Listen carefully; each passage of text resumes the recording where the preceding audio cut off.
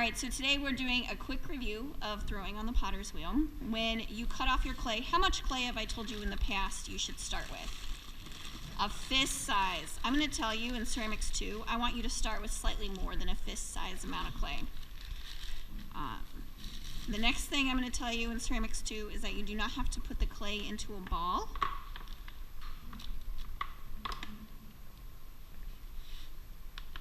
You can slice it right off the pug, as long as the pug that you are slicing does not have a hole in the middle. Some of the recycled clay will have a hole in the middle because of the way it was pugged out, so you will have to wedge that clay before you put it on the wheel and put it into a ball.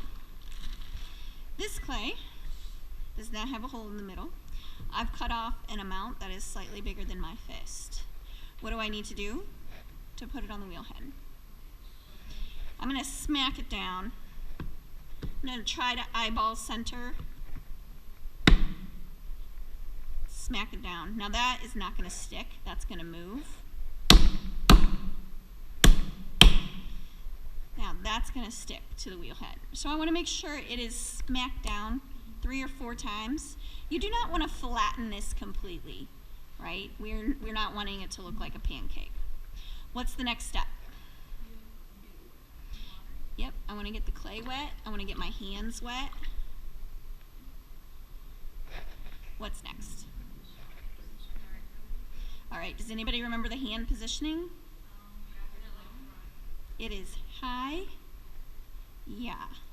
Your left hand is the power hand. This is the hand that you're going to be pushing the clay into the center. Your right hand sits on top of it almost like an X. The right hand is going to be guiding it to cone it up and flattening it down. The left hand is the hand that centers the clay.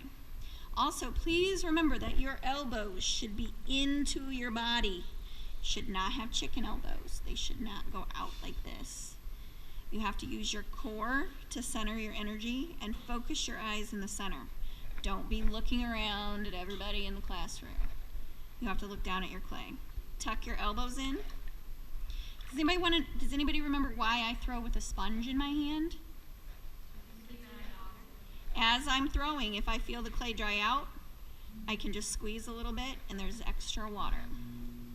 When you're throwing, the wheel should be going around into your left hand. You know it's going the right direction when it's going around into your left hand. When you are centering, the wheel should be going full speed. Is my clay centered? Not even close. So the left hand, you see, look at my elbow of my left hand. Do you see how it's wedged into my body?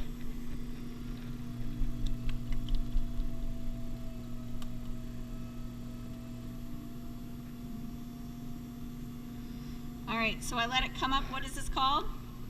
This is called coning. Now I have to bring it back down.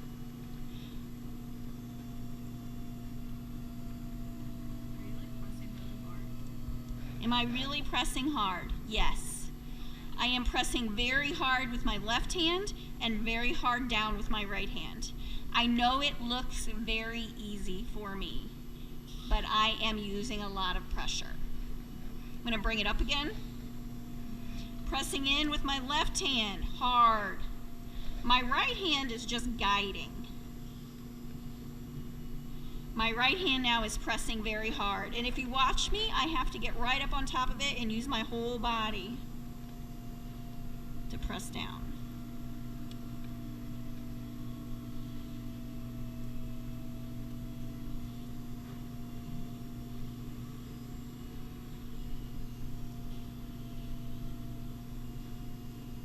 Is this clay centered? How do you know? My hands are not moving at all. Now let's stop and take a look at it. This bottom 1/16 of an inch down here is not centered. Why not? Does anybody remember? When you are centering on the wheel, you do not want to press your hand all the way against the bat. The bat is rough and there's a lot of grog in your clay. If you press it all the way down, you're going to tear up your hand. You're going to skin it. I've actually had kids show me their bloody hands before. Do not press Do not press your hand down against the bat. You should be pressing your hand in. Just let that last little bit of clay slide underneath of your hand. Don't worry about centering it. All right, so my clay is centered. I have a nice wide base. What's the next step? Yep, I have to actually open the piece. You can use your index finger, your middle finger, your thumb. I prefer my middle finger. Notice I'm using my middle finger, and I'm also pressing with the index finger of my other hand, and I want to try to stay as much in the center as possible.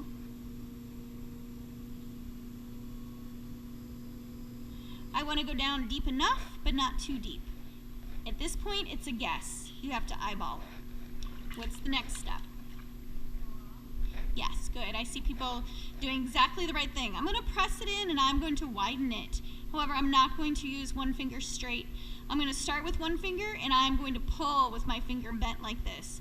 When it's big enough, I'm going to get two fingers in there and start pulling. You need to have your fingers bent. If your finger is straight, you'll end up with a pointed bottom. This is called a missile pot. Does anybody know why they're called missile pots? Because they're guaranteed to explode.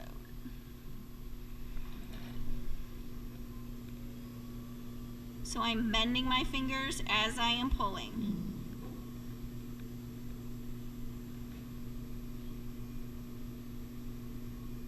And widening my piece. Now, if you look down in the center, what do you see? What do you see down in the center? Anybody? You see the swirls? We all know what that's from, right? It's from my fingernails, because I have long fingernails. So you have to smooth that out. Now you have to get rid of your ridges, but there's another reason for pressing and firming up the clay. Do you remember what it is?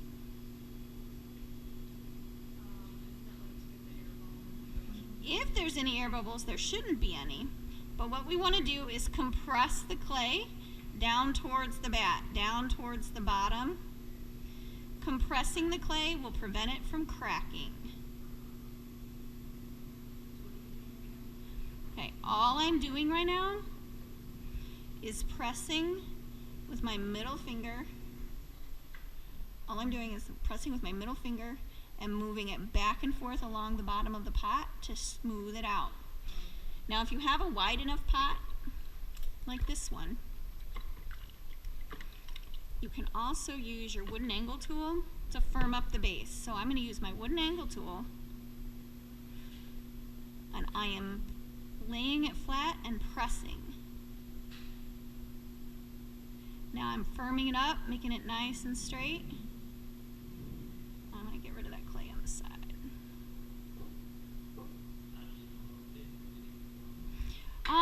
Well, that's a great question. How do I know how thick it is? I know from experience the way it looks, but if you don't know, you need a needle tool. Does anybody see a needle tool? So, how thick, how deep is the bottom? Take your needle tool, press it straight down in, put your finger right there, and pull it up. So I know that's exactly how deep the bottom of my piece is. So that's a good amount. Now I have to remember that for when I'm trimming tomorrow, that I know I have that much clay left at the bottom.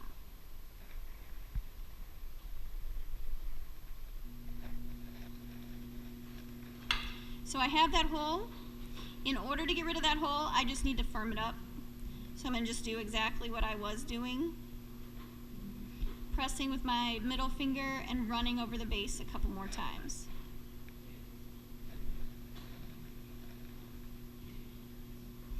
Alright, so now I have a pretty nice looking pot to begin with. I have a nice firm flat base. What is my next step? I need to bring up the sides, right? Give it a little bit of height. Now, some potters like to use their fingertips on the inside and outside. You can try that method using your thumbs as a hinge in the middle. The other way to do it is to use your knuckle on the outside and your fingers on the inside. You are squeezing together very lightly, and pulling up at the exact same time. Did anybody have the experience where they ripped the top half of their piece off? Yes, I see heads nodding. As you are moving up towards the top of your piece, you need to let go. You need to relax. It is more fragile at the very top, at the lip. So as you are moving up, you're gradually letting off the pressure.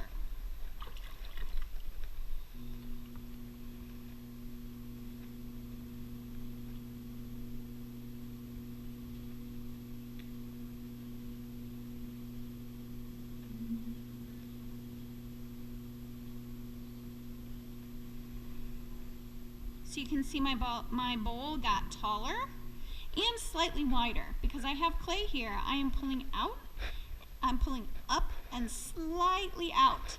I don't want to pull straight out. The centrifugal force, or the force of the motion, is pushing the clay out. So if you pull it out, it's going to get really wide and really flat really fast. So you want to pull mostly up and just slightly out.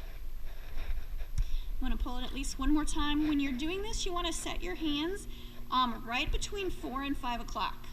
Write that in your notes, 4 and 5 o'clock. Students get to this point and they don't know where to put their hands. They think they should put them up here, over here, over here. It should be right here, kind of at the corner, between 4 and 5 o'clock.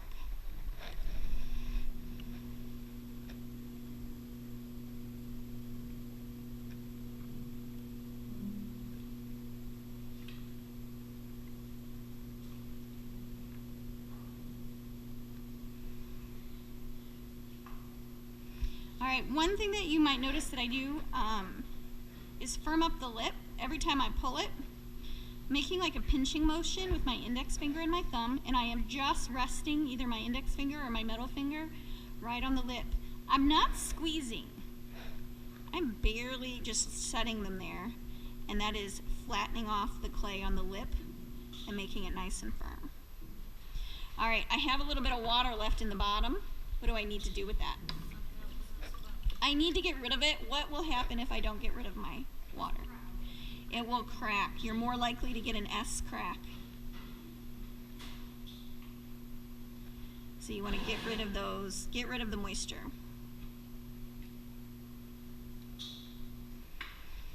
All right, so I'm happy with my ball. I'm happy with how wide and how tall it is. The next thing I need to do is I need to use my wooden angle tool and trim away that extra little bit of clay. Remember the clay that we said we don't need to worry about centering? We got to get rid of that. So I'm going to use my wooden angle tool and I'm going to hang on tight with 2 hands. If you use just one hand, it's going to jerk it out of your grasp. So you have to use 2 hands. I am not starting at all the way at the bottom. I'm starting up about a ½ inch.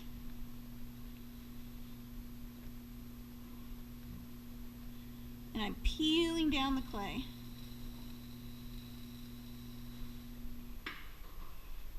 Now I have to get rid of this clay that's left on the bottom.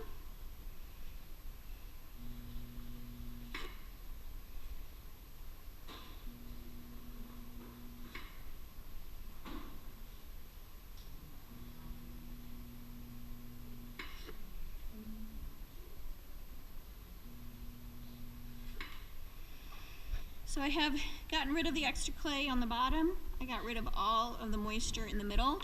What's the last thing? Got to cut it off. So I want my wire tool. I want to make sure that my wire is tight, and I'm pressing with my thumbs down to the wheel head, and I'm going to pull it towards me.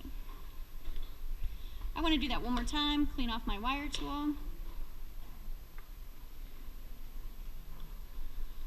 And pull it towards me.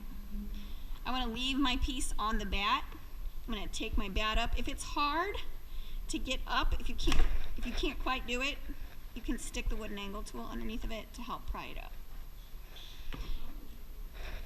Now this piece I'm going to put on the shelf to dry. What do I need to do to it though so that tomorrow I am able to trim it? Yeah, you want to put a bag over it, but you want to rip a hole in the bottom of the bag and set it over it, almost like a tube. You might want to set this aside and clean up your area and then bag it, just so it has a little bit of time for the surface to dry up so that you don't get bag marks all over it. Any questions? Okay.